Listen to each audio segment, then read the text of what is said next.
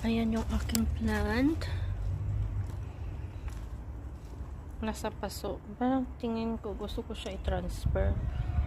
Kasi mamumulaklak naman yan. So, ang mangyayari,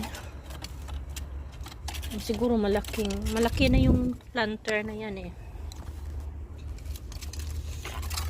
Kasi all year round naman siya.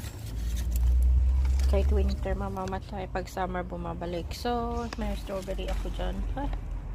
Ewan ko dyan. Parang namatay na yung ano. Ayan, basta sa ano lang, sa paso.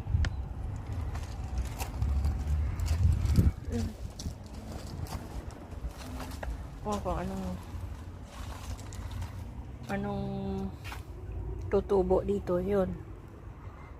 Basta ako kung anong nilalagay ko lang dito para tumubo.